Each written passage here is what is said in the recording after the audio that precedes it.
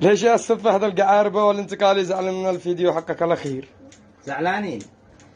قال لك كان بواحد قال له ما ليش ابي دائما يهددك يزوق عليك؟ قلت له كله من راسك المربع، من لما خرج خرب الشغله. واحنا نقول الانتقالي كله من راسكم المربع، من لما جبتكم الامارات نثرتم الوطن، نثرتم وحده الوطن، نثرتم البلاد والعباد.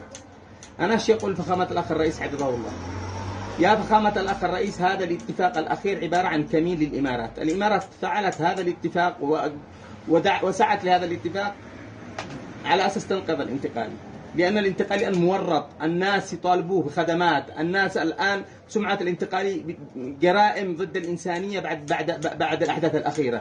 الإمارات بعد أن وقعت اتفاق مع إيران تشتي الآن تصنع يعني انتصار وهمي كما قلنا لأصحابها. يا فخامة الأخ الرئيس، أنت على أبواب عدن.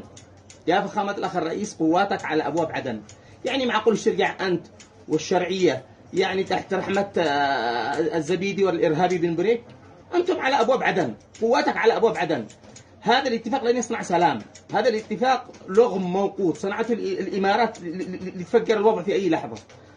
وعلى ذكر الإمارات، أنا أدعو جميع أسر ضحايا اغتيالات الإمارات في عدن أو في صرواح أو في نهم أو في كل الجبهات، لأنه الاغتيالات في عدن واغتيال الجيش الوطني 40 جندي فقط في يوم واحدة في صرواح كما صرح بذلك قائد العمليات.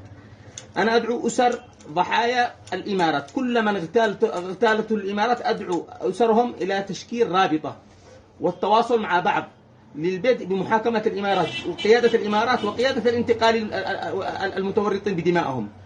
لابد من تشكيل رابطة والتواصل مع بعض للبدء بالمحاكمات والبدء بتشكيل لجان لمحاكمة الإمارات وقيادة الانتقال وقيادة الإمارات في المحاكم الدولية والمحلية. سلام.